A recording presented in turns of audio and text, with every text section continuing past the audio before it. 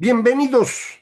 Esto es Fuera de la Caja. Yo soy Macario Esquetino y le agradezco mucho que me acompañe en la revisión de lo ocurrido en la semana que terminó el 5 de abril, Semana Santa. 5 de abril, domingo de resurrección en la tradición cristiana. Un poco antes fue la Pascua judía, que ocurrió entre el 1 y el 3 de abril, creo. Eh, ya sabe usted que por eso las dos celebraciones ocurren de manera muy cercana una de otra, porque bueno, pues estaba celebrando el Señor Jesús la Pascua judía cuando pues, lo pepenaron y lo crucificaron. Bueno, esas son las religiones.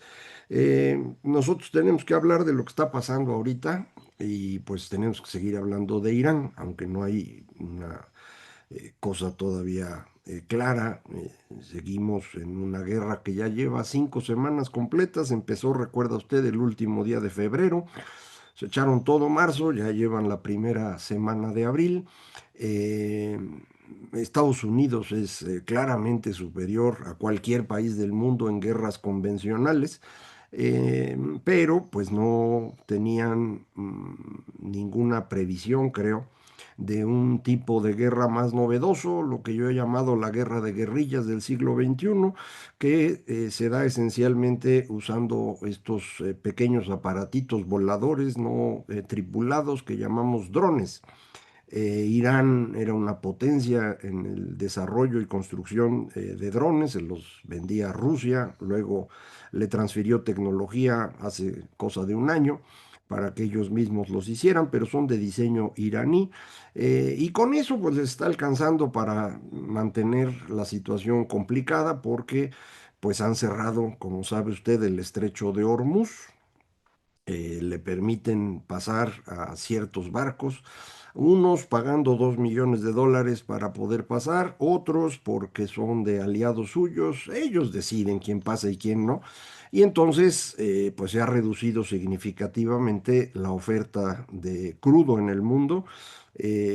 No está todavía bien claro cómo, pero parece que andamos como un 10% abajo del consumo normal, bueno, de la oferta normal. El consumo se está cubriendo con reservas estratégicas en los países que las tienen. Japón, por ejemplo, lo está haciendo, creo que China también está haciendo algo así. Muy probablemente Estados Unidos está también, pues, utilizando parte de sus reservas. Las reservas no se pueden mover con tanta rapidez como uno quisiera. No puedes sacar 10 millones de barriles diarios nomás porque se te ocurre. Entonces no pueden cubrir todo y esto es lo que ha provocado un alza en el precio que pues se va moviendo mucho dependiendo del nerviosismo en los mercados. Cuando creen que la cosa va a estar espantosa, se va para arriba el precio. Cuando de pronto se tranquilizan, se va para abajo. Pero si hay una tendencia marcada, ya lo hemos dicho semana tras semana, una tendencia al alza más o menos continua. Esta semana empezamos con el petróleo Brent, la referencia que se usa para esa región del mundo, en $110 por barril. Ahí anda, bajó significativamente entre el 30 y el 31 de marzo, la semana pasada, porque pues parecía que ahora sí ya estaba resuelto el asunto. Luego resulta que no. No queda claro ni del lado de Estados Unidos ni del lado de Irán quieren decir sus intenciones reales. Y es lógico, ¿no? Están en guerra. Dicen que quieren negociar y luego dicen que lo que les están proponiendo es inaceptable y luego el señor Trump dice, no voy a dejar piedra sobre piedra de Irán, los voy a regresar literalmente a la edad de piedra. Ha estado amenazando estos últimos momentos. De hecho, un poco antes de que yo empezara a grabar para usted, le recuerdo, grabo el día 6 de abril, lunes, al mediodía más o menos de la Ciudad de México. Trump dijo que sí, va a acabar con todas las instalaciones eléctricas y con todo lo que tiene Irán, porque pues no le están haciendo caso. Y les reclama a todos los países que eran aliados de Estados Unidos que por qué no los ayudan.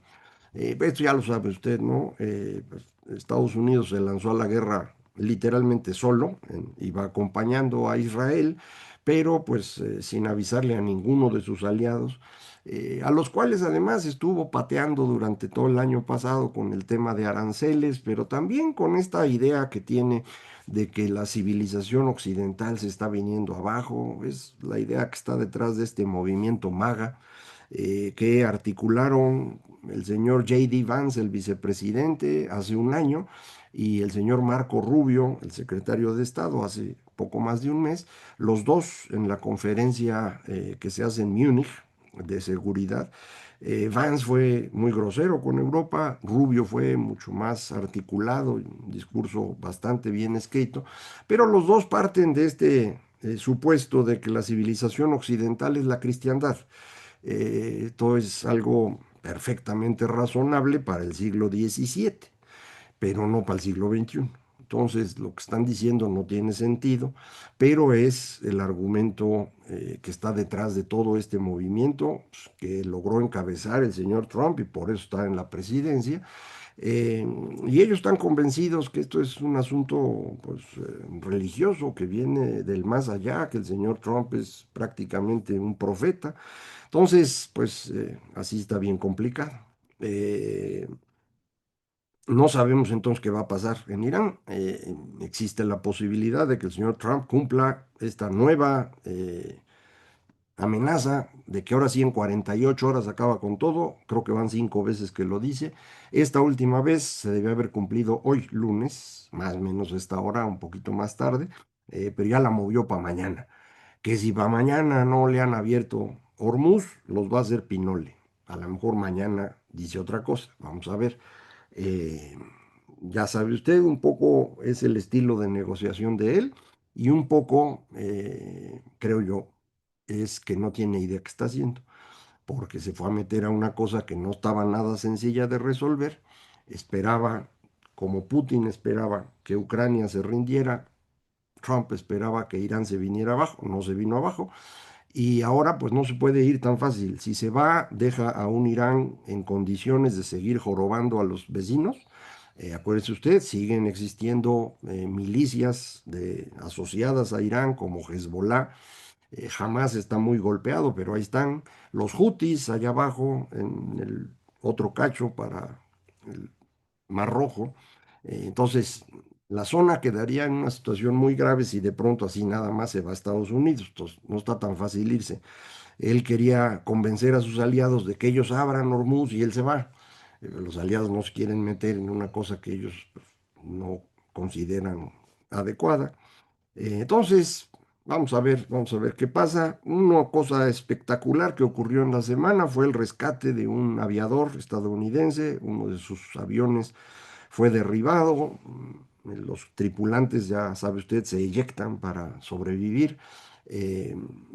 Varios de ellos fueron recuperados casi de inmediato, pero se les quedó uno y pues amenazaban los iraníes con agarrarlo y fue una cosa espectacular. Movilizaron decenas de aviones, fuerzas de élite, entraron y lo recuperaron. Otra vez una muestra de que de veras no hay ejército en el mundo que pueda competir con Estados Unidos en guerras convencionales. Eh, no sé ahora qué van a hacer porque lo que sigue no es convencional. Es decir, tratar de acabar con esta guerrilla aérea pues va a requerir gente que entre a Irán. Ya habíamos comentado, han estado moviendo Marines y también a la división aerotransportada, entonces ya tienen gente. Todo esto de que les doy 48 horas y le extiendo el plazo y eso puede ser simplemente para que tenga los suficientes efectivos listos el señor Trump. No, no crea usted que es nomás el taco famoso, es decir, puede ser esa estrategia, ya la usó anteriormente y tardó tanto en juntar a las fuerzas que los guardias revolucionarias iraníes mataron a 20.000 personas, eh, porque Trump no pudo juntar a su ejército a la velocidad que se necesitaba. Entonces ahora podría estar haciendo eso y entonces en esta semana, que es cuando va a llegar el segundo barco, pues podría decidir atacar.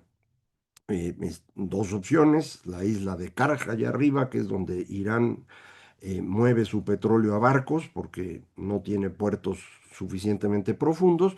Eso le serviría para impedir que Irán exporte. No sé si eso ayude mucho, no piense usted que es una gran palanca de negociación, ¿no? Está hablando de Irán, esos aguantan un rato. La otra opción es una de las islitas que están pegadas a la costa en el estrecho de Hormuz, que es la que está usando Irán para el paso que permite.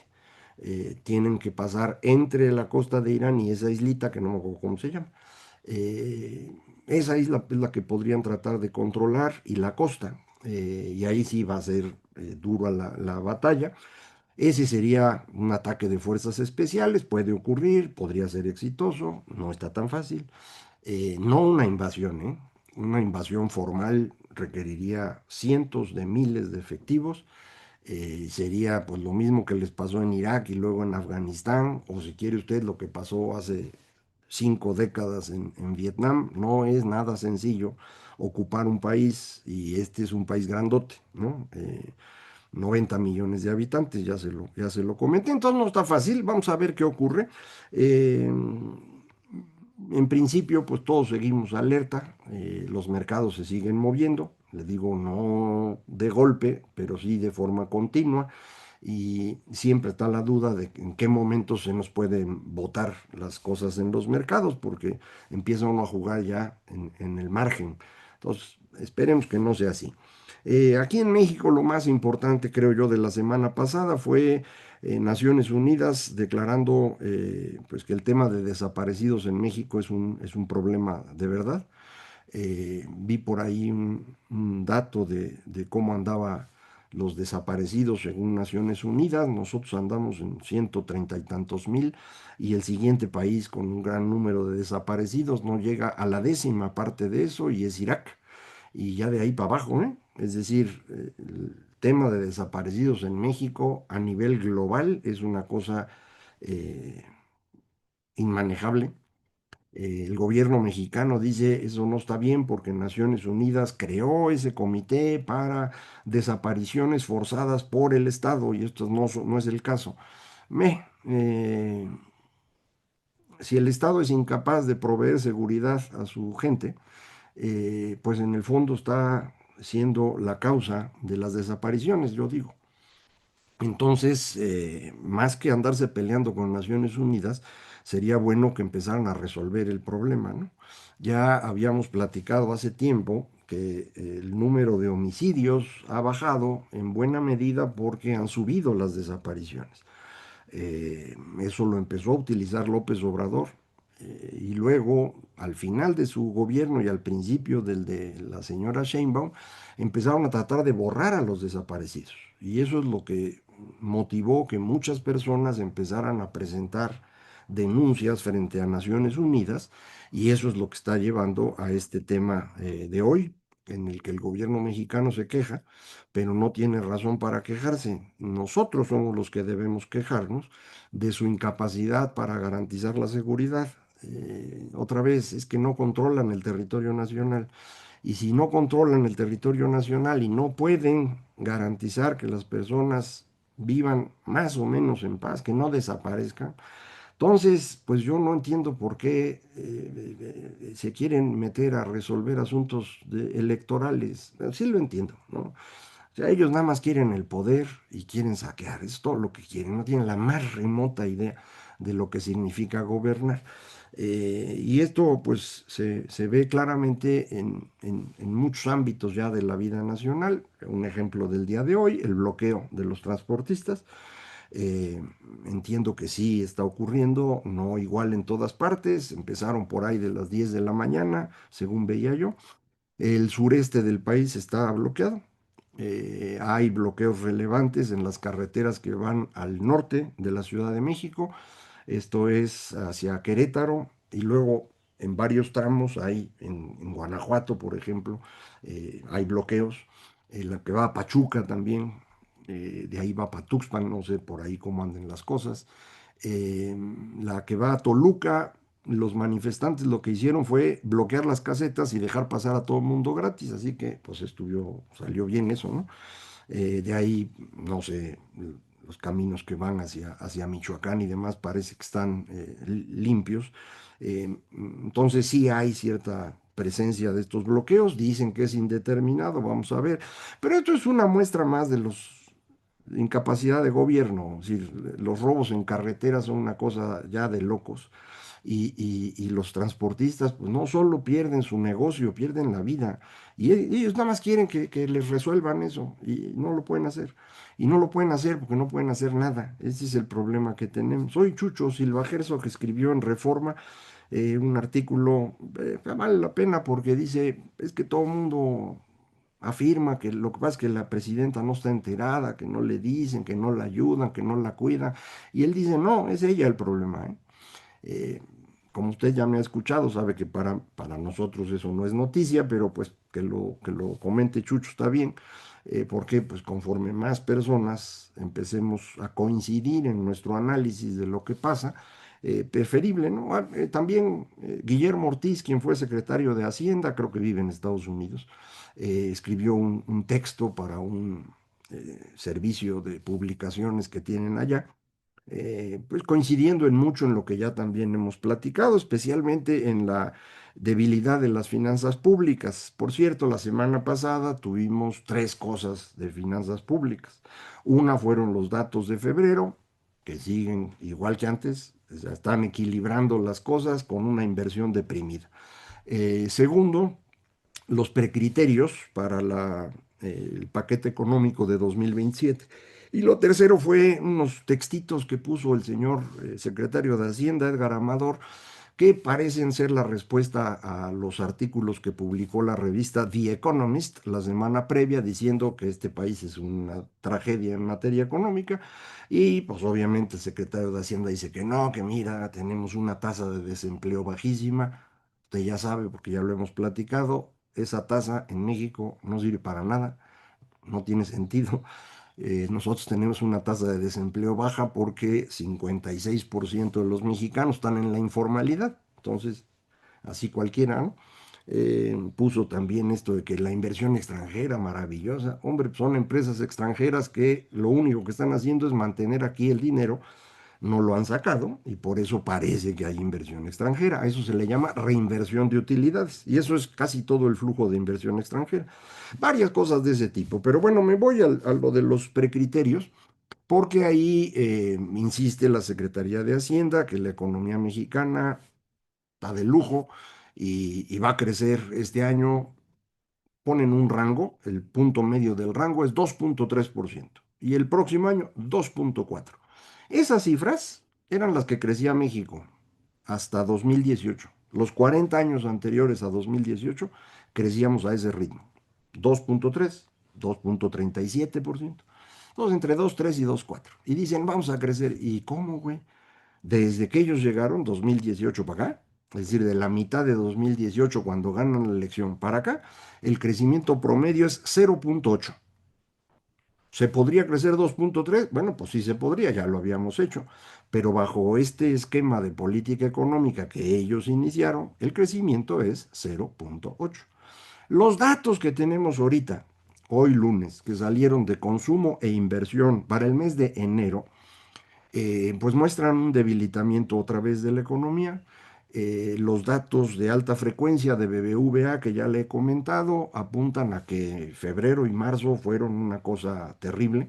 Vamos a ver si coincide. No miden lo mismo, entonces no le eche la culpa a nadie, más no miden la misma cosa. Eh, este viernes debe salir el dato de actividad industrial de México. Esperamos que las manufacturas tengan una contracción, porque eso dijo el indicador oportuno. En construcción sería importante ver, porque ese es el elemento que se refleja en inversión, a ver si ahí tenemos alguna mejoría o cuando menos se mantiene estable. Lo que sí sabemos es que en consumo y en inversión, en la parte que viene del exterior, tiene una caída en enero y en febrero. Eh, es importante en caso de bienes de consumo porque también desde que llegó este grupo al poder, Prácticamente todo el crecimiento del consumo ocurre con bienes importados. Es decir, la gente no compra más jitomates, ni más pollo, ni más aguacates. Está comprando cosas importadas. Eso es lo que está creciendo. Lo demás está prácticamente estable. En el caso de inversión, sí tenemos la parte de la construcción que puede ocasionalmente aportar. Lo hizo, por ejemplo, cuando hacían el Tren Maya y Dos Bocas y eso. Lo ha hecho los últimos meses. Eso fue lo que ayudó a que la inversión dejara de caer. Pero la parte de maquinaria y equipo está desplomada, la parte nacional y la parte importada. Y lo que vemos en los datos de importación que ya tenemos hasta el mes de febrero es que cayó todavía. Pasó también una cosa curiosa que yo no había visto, acabo de ver porque me puse a hacer numeritos. La balanza manufacturera, es decir, lo que exportamos de manufacturas menos las importaciones de bienes intermedios no petroleros, o sea, piezas y motores y todo lo que usted utiliza para producir, ahí traemos un comportamiento bien gacho en enero y en febrero, caídas del veintitantos por ciento, ¿no?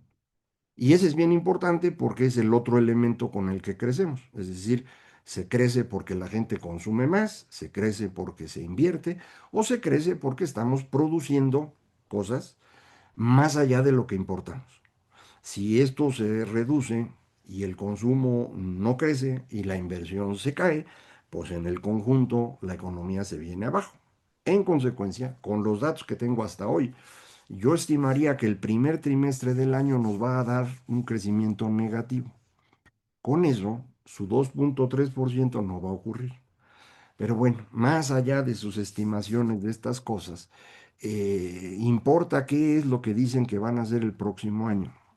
Y dice Hacienda que para el próximo año los ingresos pues, van a estar igual que este año, es decir, impuestos, petroleros y demás, no van a poder crecer para evitar que el déficit se les vaya, porque pensiones, subsidios y el pago de intereses sobre deuda sí van a crecer. Para evitar que esto se les vaya, van a tener que bajar el resto del gasto en un punto del PIB. Un punto del PIB, para que tenga usted idea, son 360, 370 mil millones de pesos. En eso lo van a bajar. ¿En dónde lo van a bajar? Pues el único lugar donde han bajado durante 2025, desde que llegó este gobierno, octubre del 24 para acá, todo lo han bajado en inversión. Y si el gobierno deja de invertir, pues usted ve las carreteras que tenemos y entiende por qué los transportistas dicen, oiga, no manches, así no se puede. O sea, me está costando más moverme porque las carreteras están muy mal y no puede uno tener la misma velocidad promedio que antes se tenía. Me están asaltando, no puedo viajar de noche. Entonces todo se me hace más costoso. ¿De dónde viene el problema? De menor inversión, tanto en infraestructura como en seguridad. ¿Y por qué baja la inversión? Pues porque el gobierno no tiene dinero. Y si quisiera mantener la inversión alta, tendría un déficit inmenso y entonces nos quitan el grado de inversión. Entonces lo que está diciendo es que en 2027 van a bajar la inversión todavía más. Si hacen eso en año electoral 2027, pues nos van a barrer en las urnas. Entonces es probable que nos estén mintiendo, que digan eso nada más para que no les quiten el grado de inversión ahorita. Pero durante 2027 empiezan a meter dinero para no perder la elección y entonces el déficit se les vuelve a ir y les quitarán el grado de inversión, pero después de las elecciones. Eso es lo que creo que están haciendo, ¿eh? Eso para mí es un suicidio, lo escribí en mi artículo de hoy en el Financiero, un suicidio anunciado.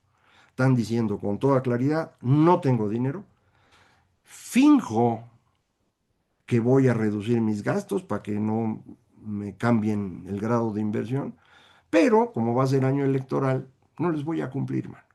No se los dice, porque nadie lo va a decir, pero cualquiera con dos dedos de frente, como dicen, se da cuenta que esto es un engaño. Yo no sé si las calificadoras se vayan a dar cuenta o no, sabe usted que ellos traen sus métodos científicos. No sé si la preocupación que todo mundo tiene ya acerca de las elecciones estadounidenses de noviembre les está impidiendo a las calificadoras revisar otras cosas, no tengo idea. Lo único que sí sé es que esto no va bien en ninguno de los ámbitos y pues eso nos obliga a estarnos viendo cada semana. Muchísimas gracias. Esto fue Fuera de la Caja.